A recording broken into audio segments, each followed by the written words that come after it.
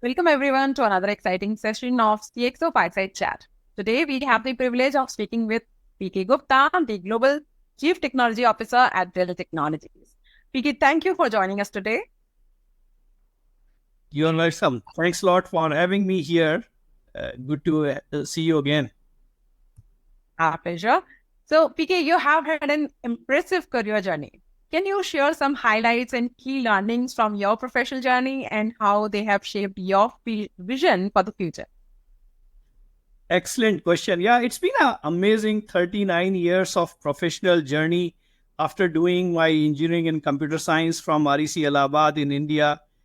Started my job from a small town, Lucknow, in UP as a software engineer in a government organization, programming into C and assembly language at the time. And in college, we did Fortran, COBOL. Some of the mainframes still use COBOL. And then moved to Delhi in early 90s into management. So I was lucky to move into management role pretty early, just after 5 years doing the programming aspects.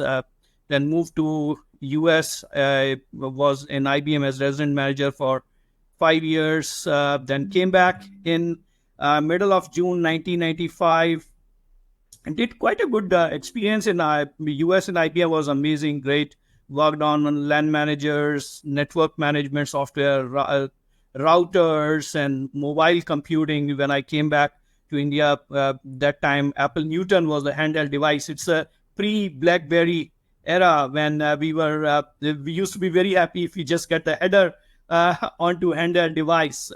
So yeah, a great experience working on the mobile devices at that time. We were a little bit ahead of time, I would say, with Apple Newton, Magic Cap, all those operating systems. And then joined a small startup which was taken over by Legato and then EMC and then Dell. So last 27 years have been with the Dell. Amazing journey in Dell. Done different roles, moved to Singapore in 2005 from Delhi, and then went to US in 2017, came back again into 2022, and right now I am leading APJ pre-sales and global CTO for Global Alliances pre-sales.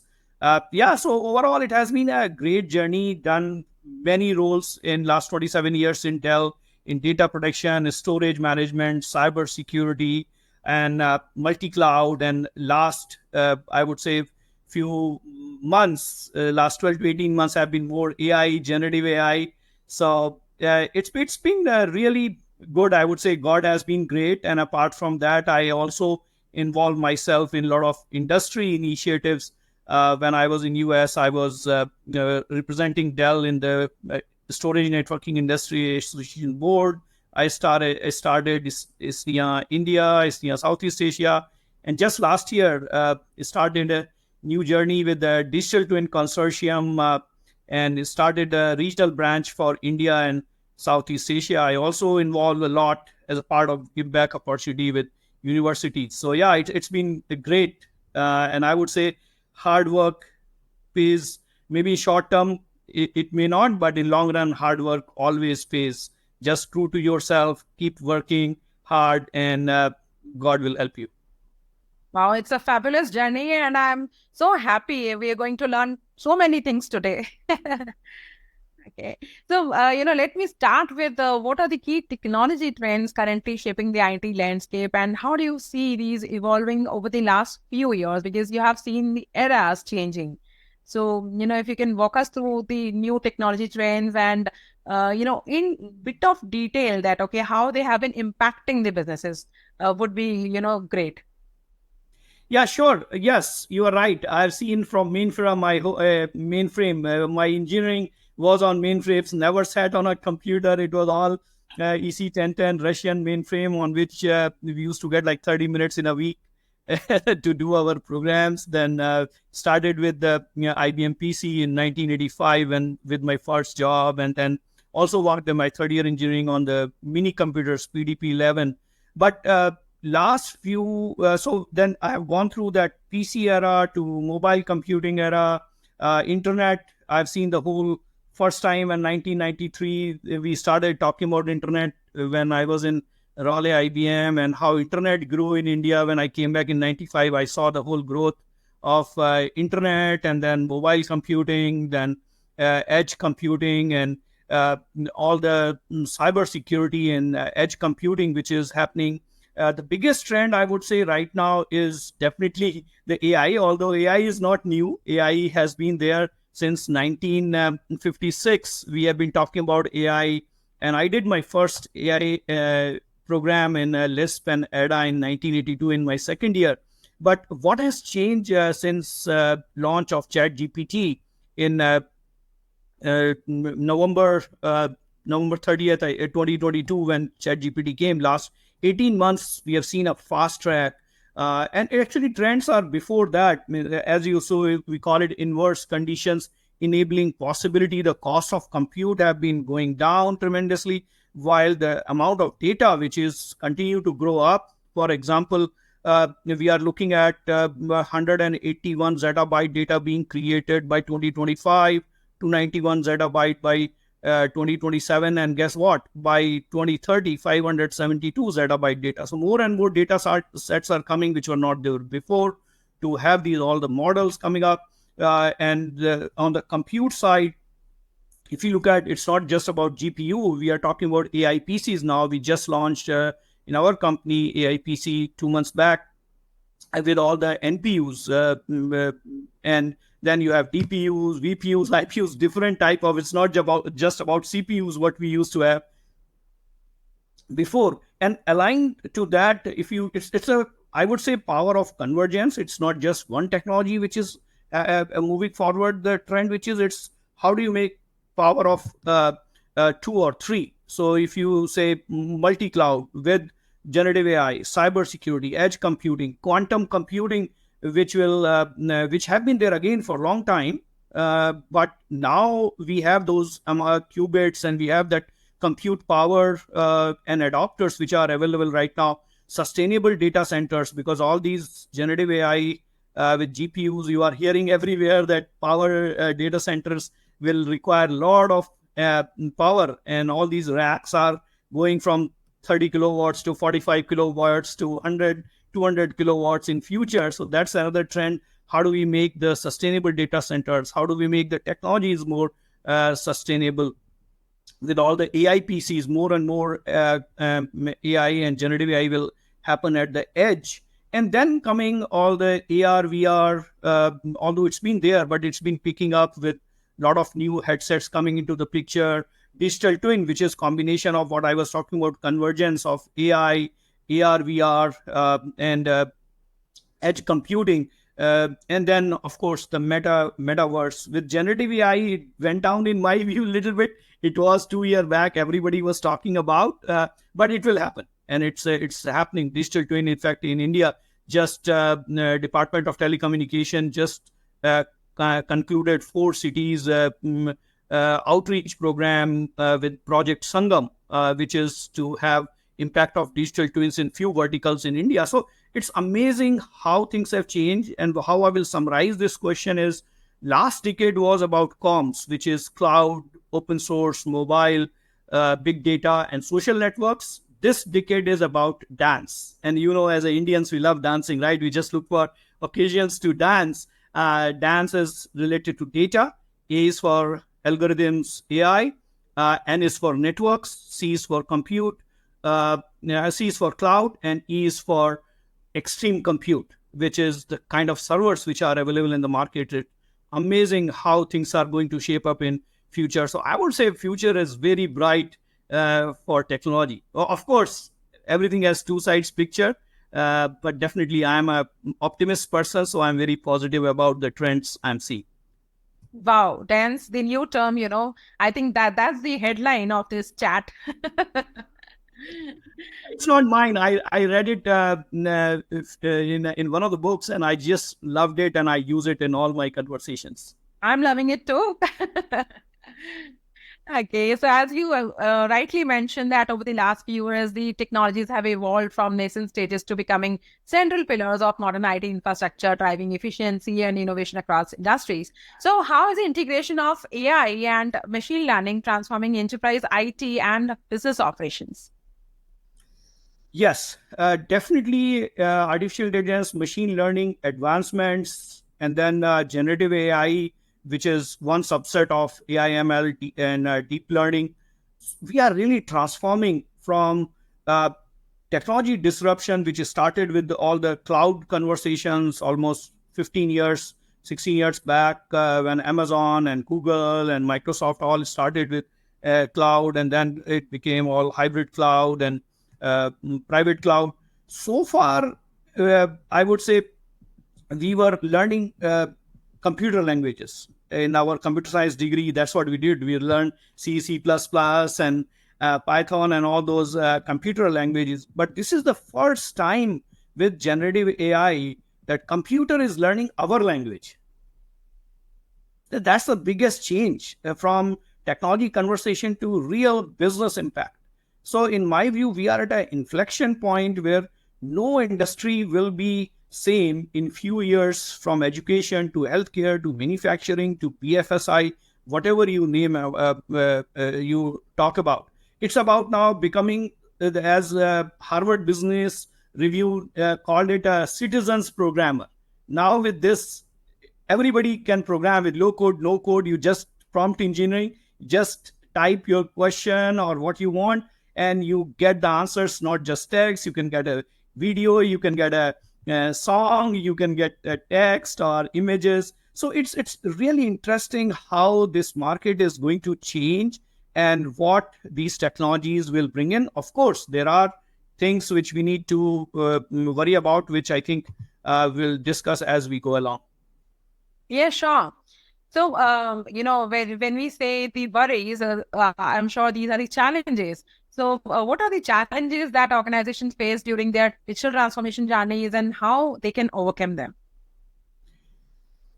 Good question. So, taking the first question, the question you asked just before this, the first thing itself is, see, coin has two sides. The picture has two sides, black and white, or color or white. So similarly, with all the new technologies, yes, cybersecurity is a big concern for people. Privacy, data. That's why countries are talking about data regulations. With the AI, they are talking about the bias. They are talking about IP infringement things. So those are the challenges with this digital journey they will face. But more than that, I think some of the key areas, they need to look at the cost, because the budgets are budgets. So how do I balance my priorities? What do I do first? What do I do next? What are the blueprints over a period of time? I do phase 1, phase 2, 3. What kind of skills are needed? Do I have those skills? Do I buy or do I outsource it? So that's a build versus buy discussion. Then when we talk about specifically to generative AI, data is the oil of this, right? Data is really gives what to the value to the generative AI, whatever use cases we pick up. So how do we make sure that the data is of good quality and data is what is needed? For example, as people say, actually, garbage in, garbage out. And especially when you are doing the prompt engineering with generative AI, when you ask a question, and let's say it's a HR policy or anything, it should be the latest data, not 5-year or 7-year old data. What about the security? Because in general, you are seeing every 11 seconds some ransomware attack happening. So data breaches are happening everywhere, the ransomware attack. So how do I protect that? Especially in the case of these models, since your whole intellectual property you are bringing in at one place, how do you make sure security becomes more important, and how do you make sure that you protect that apart from the ethics and bias questions? So I would say the companies, how do they overcome some of these?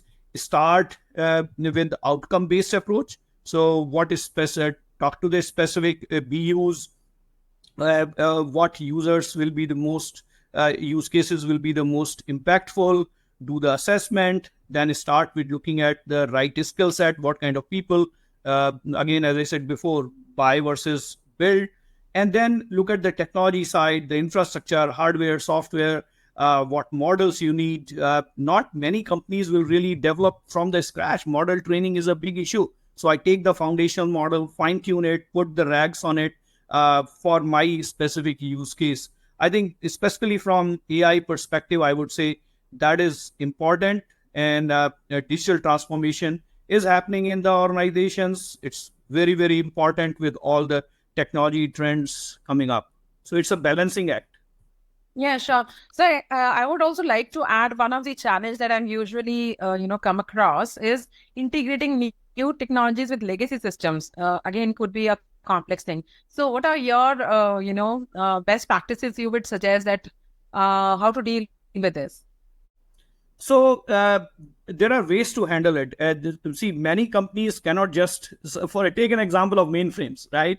Although we have been telling for 30 plus years that, hey, mainframe is going away, it's dead. It is not. It's a good business for companies. But yes, you need to have a very good plan. What legacy systems I have, what legacy data I have. You need to have a what should I keep, what should I modernize as a part of digital transformation, what should I retire, what should I refactor, what should I migrate. So yeah, there are as some people call it 6R strategy. So need to look at each application by application. Most important part is dependencies. If you modernize a particular application, but that the data this application uses, it may be used by 10 other applications. So doing the dependency analysis of these applications and data, and then doing the proper business impact analysis, and then going on a decision whether what out of, let's say if I got 1,000 databases, how much I can keep, how much I can migrate, what applications I keep, what I migrate, what I don't touch. But yes, at some point in time, people have to make a business decision considering the cost factor, because nothing comes for free. There are no free lunches in the business. Yes, sure. So you were also talking about the cybersecurity challenges, and now, it's most of the things moving to the cloud, and then we have so many clouds. So how you think that, the role of cloud computing is evolving over the years, and what strategies should businesses adopt to maximize its benefit at the same time take care of the security? Yes. So see, cloud has been, as I said before, cloud has been there for last almost 16, 18 years from the first launch of the public cloud by Amazon. I think it was 2006. Around that time they launched, then the Google launched. So cloud computing started and it's going great. If you look at the 2023, it was almost $600 billion business in the cloud. It's not just about public cloud. It's a lot about private cloud. It's a lot about hybrid cloud or multi-cloud, or we have edge cloud, we have telco cloud, we have community clouds, edge cloud. So there are so many types of cloud. So definitely huge potential in coming years. Means there are different numbers from different analysts, and maybe in next few years we will be reaching, before the end of this decade, we'll cross the $1 trillion business for the cloud computing. And private cloud is one of the fastest growing in terms of percentage, not the numbers. So definitely companies are looking at optimizing. They are all doing, they call it FinOps, and they are looking at how do they optimize the cloud. See, it's not easy to bring those applications back. Some of the companies who have been successful, they really looked at cloud native architecture and what works better. Some of the companies who just did the lift and shift, probably they missed out on certain things. But yes, over a period of time, the clouds become expensive, especially the public cloud. So that's where they are optimizing what application will work where better. So they should work with consulting organizations or the companies who have experience in dealing with these kind of, do the assessment, do the gap analysis, look at which application works where best, and look at the total cost of ownership, the TCO, and look at the ROI. How can I bring down my cost? If my current cloud bill is $1 million, can I bring it to 700 or 800K? And there are companies who signed up long-term leases. How can we use that better, or how can we optimize that? So they should look at workload by workload and see where it makes sense. Public cloud, private cloud. My take is hybrid cloud is the way to go, as my company has been always promoting hybrid cloud. It's not just about the one cloud. We all work with everybody. It's an age of competition. In some markets you compete, in some markets you work together. But yes, this cloud market is definitely going very well, especially during the COVID. It boomed. Yeah, sure. So, because you have also been taking care of the pre-sales initiatives, let's talk more about the pre-sales. How are companies enhancing customer experience and engagement through global alliances and pre-sales initiatives? I think you are the right person to comment on it. Yeah, it's been a great move when I moved from leading a large data production pre-sales team globally to a global alliances team. What I have learned is that no one company can do the digital transformation projects alone. It's the age of ecosystems. We need to have partnerships with various players and create power of partnership. How do we make 1 + 1 = 3, 4, 5, 6, 7, or 1 + 1 + 1 equals 4, 5, 6, 7? So it's about the power of partnership. And this is where the global alliances, our system integrators, system outsourcers, our advisories partners are really playing a big role to enhance the customer experience, starting from consulting services to delivering the right outcomes, use cases, and then help in managing those infrastructure for these companies. They work on the large term projects, 5 year, 7 year contracts. And pre sales really plays a key role working with these global alliance partners, from enabling them on our technologies on a regular basis, helping them in doing those environmental assessments for various customers. How can we provide a best TCO and ROI, doing we call them cloud smart assessments, and help them doing the whole environment assessment, how we can optimize, how we can help you reduce the energy consumption to make you more sustainable with the solution. So teaching them on various tools and then architecting the right solution as a pre-sales, that's apart from the enablement and understanding the customer requirements, doing the assessment. One of the key aspect or expectation from me for those pre-sales people is architecting the right solutions for the customer. Look at the technology next, but first think from the customer perspective, what's right for the customer. Work jointly with partner and then make the solution best out of what you got. Then make sure it's implemented well, and then the desired outcomes are achieved when the project is done. Yeah, so it's all about the collaboration with partners and companies like Dell, and putting yourself in the shoe of the customer. Absolutely. Yeah. Because customers and partners, they pay our salaries. Yeah, absolutely. So, how are organizations adapting to the changing dynamics of the workplace, particularly with the rise of remote and hybrid work models? Yeah, another great question. So, I have been big promoter of hybrid working, remote working myself. I have been doing it for many years, since I would say 15, 16 years from EMC days. But COVID really changed this work culture in many ways. For 2 years, most of us were grounded. We were working from home, and we got used to the technology. If you look at the advancements, what have happened in Teams or Zoom, all these technologies is great. How much we can do almost like in the real time, or with now AR, VR coming in. Last year, I did a CTO roundtable with the VR headsets. We sent it to them, and it was amazing. Most of them said it looked so real that we felt that we are in a room and we could go from one room to other room, and with those headsets. So, but if you look at hybrid working is the way to go. We are not going back on that concept of working. We will have all kind of, based on each persona at the workplace, we will have some people who are needed in office, some people who are needed for few days, some people are okay, you need to be more in front of the customer partners to run your business, to come up with a solution, drive the revenue. So in my view, the workplace has changed a lot, and companies need to become comfortable with hybrid working, and they need to have the right initiatives to drive the purpose-driven culture and look at what can be improved.